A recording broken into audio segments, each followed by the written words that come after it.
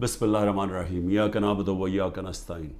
میرے پاکستانیوں، جمعے کی نماز کے بعد میں اپنی ساری پارٹی کو آج کہہ رہا ہوں، کارکنوں کو کہہ رہا ہوں، بلکہ اپنی قوم کو کہہ رہا ہوں کہ ایک زندہ قوم کی طرح ہم نے سب نے نکلنا ہے اور ہم نے ایک پرامن طریقے سے بتانا ہے، احتجاج رجسٹر کروانا ہے دنیا میں کہ جو سویڈن کے اندر جس طرح قرآن کو جلایا گیا، قرآن شریف کو، اور آزادی رائے کے نام پہ، اور تو پاکستان وہ ملک جو کہ اسلام کے نام پہ بنا تھا، ہماری طرف سے ایک بھرپور قسم کی ایک احتجاج دنیا میں رجسٹر ہونا چاہیے۔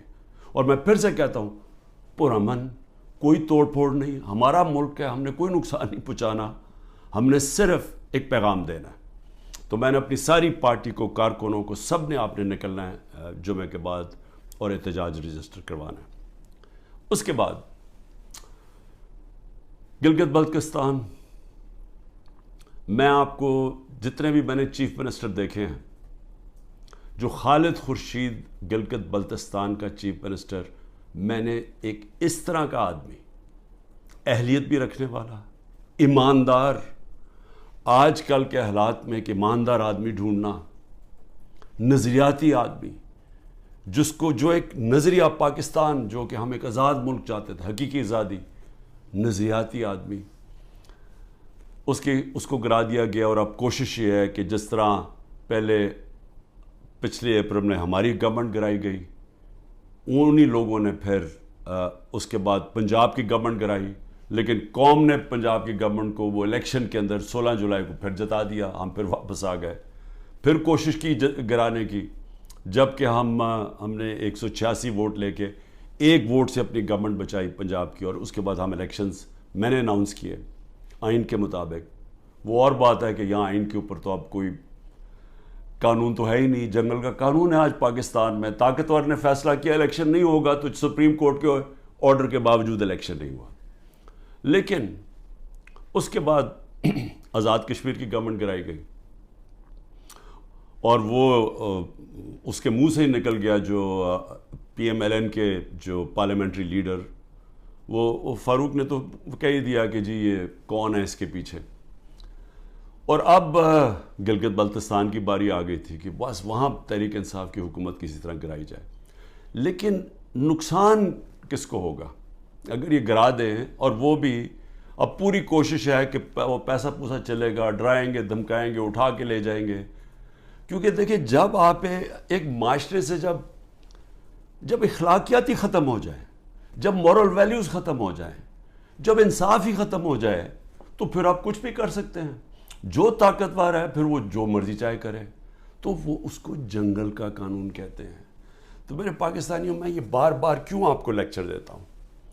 کیونکہ مجھے خوف ہے اپنے ملک کا، میں خوف زدہ ہوں کہ ہم اب وہ جس طرف یہ لے کے جا رہے ہیں ہمیں، وہاں تو آگے اندھیرا ہی اندھیرا ہے، اور ایک بڑی خواب ہے پاکستان، ہے ابھی بھی ہے، جس کے نام پہ جب یہ جو ملک بنا تھا، یہ بہت بڑی سوچ تھی اس کے پیچھے۔ علامہ اقبال جیسا ذہن تھا، جنہوں نے ایک تصور دیا تھا، ایک خواب دکھائی تھی ہمیں، اور پھر قائد اعظم جیسے لیڈر تھے، اور قائد اعظم کی کیا سب سے بڑی کیا کوالٹی تھی ان کے دشمن بھی کہتے تھے کہ قائد اعظم ایک سچا، ایک صادق اور امین انسان ہے، اور ایک کانسٹیٹیوشنسٹ ہے، قانون پہ چلنے والا ہے۔ اور وہ پاکستان کو آج وہاں کھڑا کر دیا ہے کہ یہاں نہ کوئی قانون، نہ کوئی آئین، نہ کوئی اخلاقیات، نہ کوئی ایتھکس، نہ کوئی مورل ویلیوز، نہ کوئی ہمارے دین کی کوئی فکر ہے کہ یہ ایک اسلام کس طرح کی جو سیرت نبی جس سے ہمارا سارا ویلیو سسٹم آتا ہے، کوئی کسی کی پرواہ نہیں ہے، بس ایک آبجیکٹو ہے، بس کہ کسی طرح عمران خان کا راستہ روکنا ہے، اور کیونکہ عمران خان کی سب سے بڑی پارٹی ہے تو اس لیے اس پارٹی کو بھی ختم کرنا ہے۔ تو اس کے لیے پھر یہ گلگت بلتستان میں واردات ہو رہی ہے، اور یہ اتنا بڑا ظلم اس لیے میں کہہ رہا ہوں کیونکہ میرے خیال میں خالد خورشید جو چیف منسٹر، میں یہ سمجھتا ہوں کہ یہ جو گلگت بلتستان کے لیے کر سکتے تھے، ابھی تک میں نے کوئی اور اس کی قابلیت کا انسان گلگت بلتستان پہ تو نہیں، میں سمجھتا ہوں کہ کہیں بھی پاکستان میں چیف منسٹر ہوتے، یہ آؤٹسٹینڈنگ انسان ہے۔ دوسری چیز کہ دیکھیں، میں اپنی قوم کو یہ کہنا چاہتا ہوں کہ دیکھیں، قومیں چلتی کس چیز پہ ہیں؟ ایک انسانی معاشرہ، پھر سے میں آپ کو بتاتا ہوں، جانوروں اور انسانی معاشرے میں فرق ہی ایک چیز ہے، انصاف۔ کیوں اتنا ہمارے دین میں انصاف کے اوپر زور دے؟ کیوں اللہ نے انصاف کہا ہے؟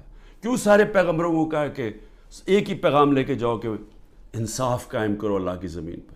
سارے پیغمبروں کو کیوں نبی صلی اللہ علیہ وسلم نے کہا کہ میری بیٹی بھی اگر جرم کرے گی اس کو سزا ملے گی؟ قانون کے اوپر کوئی نہیں ہے۔ کیسے حضرت علی رضی اللہ تعالیٰ، ایک قاضی ان کے خلاف فیصلہ کر دیتا ہے، یہودی شہری کے لیے فیصلہ کر دیتا ان کے خلاف، کہ وہ سوچیں وہ کیا انصاف کے پیمانے تھے۔ حضرت عمر اپنے بیٹے کو سزا دے دیتے ہیں، اس کو کوڑے مرواتے ہیں، سزا دلواتے ہیں اس کو، کیونکہ قانون توڑتا ہے۔ اور کیوں جب وہ پرشین ایمپائر کا جب ایمبیسڈر کو بھیجتا ہے ان کا کہ پتہ تو چلو یہ کون ہے مسلمان، اور وہ جب جاتا ہے حضرت عمر کو ڈھونڈنے کے لیے تو وہ دروازے پہ جاتا ہے، وہ کہتے جی، وہ جب ان کے عام سا دروازہ ہوتا ہے، وہ کہتے جی وہ دیکھیں درخت کے نیچے سوئے ہوئے ہیں۔ تو وہ جا کے جب واپس بتاتا ہے تو وہ آگے سے وہ کہتا ہے کہ جس ملک میں انصاف ہو اس ملک کا سربراہ، اس کو کوئی گارڈز کی ضرورت نہیں ہوتی، اس کو وہاں امن ہوتا ہے، اس کی جان کو کوئی خطرہ نہیں ہوتا ہے، جو انصاف دیتا ہے معاشرہ۔ اسی پہ چرچل، وسٹن چرچل جب تباہ ہو رہا تھا برطانیہ، ہٹلر کی فورسز کھڑی ہوئی تھی بارڈر فرانس میں، تو وہ جب لوگ پوچھتے ہیں کہ ہم بچ جائیں گے، اس نے کہا عدالتیں انصاف دے رہی ہیں تو ہم بچ جائیں گے۔ یعنی قوموں کی جو بنیاد رکھی جاتی ہے وہ اخلاقیات کے اوپر۔ انصاف، جب ایک معاشرے میں انصاف ہوتا ہے ان کے اخلاقی معیار ہوتے ہیں، قانون کے نیچے سب ایک برابر ہو جاتے ہیں، وہ معاشرے آزاد ہو جاتے ہیں، اور آزاد معاشرے ہی ترقی کرتے ہیں۔ آپ کیوں اللہ نے جو اپنی آزادی کے لیے جو اپنی جان دیتا ہے، کیوں اللہ نے اسے شہادت کا رتبہ دیا ہے؟ اب سوچیں کہ اللہ نے پیغمبروں کے بعد شہید کا رتبہ دیا ہے کہ جو آزادی کے لیے اپنے لیے جان دیتا ہے۔ کیوں اتنا بڑا رتبہ ہے؟ کیونکہ اللہ بہتر جانتا ہے کہ صرف آزاد معاشرے ہی اوپر جا سکتے ہیں، صرف وہی معاشروں کا عروج ہوتا ہے۔ آپ ذرا امریکہ کے وار آف انڈیپینڈنس دیکھیں، جو انہوں نے انگریزوں کے خلاف اپنے آپ کو آزاد کیا تھا، وہ میرے خیال میں 58 لوگ تھے جنہوں نے فریڈم ڈیکلریشن سائن کیا تھا۔ ان کی زندگیاں دیکھیں، ایک ایک نے کیا آزادی کے لیے کیا کیا برداشت کیا، ان میں سے کتنوں کو قتل کیا گیا، تشدد کیا گیا، ایک ایک کا دیکھیں، ان کے کاروبار تباہ ہو گئے، انہوں نے کتنی قربانیاں دی اپنی آزادی کے لیے، اور وہی امریکہ پھر دنیا کی سپر پاور بنا کیونکہ آزاد تھا۔ غلاموں کی کوئی مستقبل نہیں ہوتا۔ تو میری قوم، میری غور سے بات سن لیں، جو یہ کر رہے ہیں اس وقت، جن لوگوں کو نہ کوئی تاریخ کا پتہ ہے، سب سے بڑی بات یہ کہ ان کو تو ہمارے دین کے اصولوں کا ہی نہیں پتہ۔ جو وہ لوگوں سے ظلم کر رہے ہیں، کبھی ظالم انسان مسلمان ہو ہی نہیں سکتا، کیونکہ جو ظلم ہے، ہمارے قرآن کے اندر لکھا ہوا ہے کہ ظلم برداشت کرنے سے بہتر ہے مر جاؤ۔ غلامی، یعنی غلامی ہمیں آزاد کرنے کے لیے لا الہ الا اللہ آیا تھا، نہیں ہے کوئی خدا سوائے اللہ کے، ہم انسان کو غیرت دینے کے لیے آیا تھا۔ اور جہاں بدترین انسان کو انسان کی غلامی کروائی جا رہی ہے، کوئی قانون نہیں ہے، ڈنڈے مار رہے ہیں، جیلوں میں بھرا ہوا ہے، تشدد کر رہے ہیں، گھر توڑ رہے ہیں لوگوں کے، گھروں کے اندر گھستے ہیں، نہ عورتوں کی پرواہ کرتے ہیں، بچے اٹھا کے لے جاتے ہیں۔ عامر مغل کے 5 بچے، 4 چھوٹے بچے اٹھا کے لے گئے۔ ایک ہمارا کارکن تھا، وہ نہیں تھا تو اس کے بچے اٹھا کے لے گئے، کسی کی بہنیں اٹھا کے لے گئے، ہمارا ایک کارکن کا بہن اور اس کے بھائی اٹھا کے لے گئے، کیونکہ وہ ٹکٹ ہولڈر نہیں تھا گھر پہ۔ گھر توڑ دیتے ہیں, گھر لوٹتے ہیں, پولیس گھر لوٹ رہی ہے. اور تو لوگوں کو چھوڑو, ایکس پرائم منسٹر پارٹی کے ہیڈ کے یہاں 40 لوگوں نے دروازہ توڑ کے آئے اور سارا گھر جو چیزیں ملی لوٹی اور لوگوں کو مارا, پکڑ کے لے گئے. وہ بیچارے خنسامے کو لے گئے, وہ جو مالی تھا اس کو اٹھا کے لے گئے, ان کو جس طرح جیل میں رکھا. میری بہن کے میں بتایا ہوا کہ خنسامے کو اٹھا کے لے گئے. وہ کہتا جی آدھا وقت آدھے ہم کھڑے ہوتے تھے کیونکہ سارے ایک وقت پہ لیٹ نہیں سکتے تھے. وہ ایسے اوپر سے گرمی لیتا, اس کو بیماری ہوگی وہاں, تو اس کی پہلے تو ریزسٹنس ختم ہوگی, کھانا بھی نہ دے صحیح طرح. وہ ابھی تک وینٹیلیٹر کے اوپر پڑا ہوا ہے. ایک غریب آدمی جس کے اپنی زندگی کی جنگ لڑ رہا ہے. عورتوں کو پکڑا ہوا ہے جو عورتوں سے کر رہے ہیں.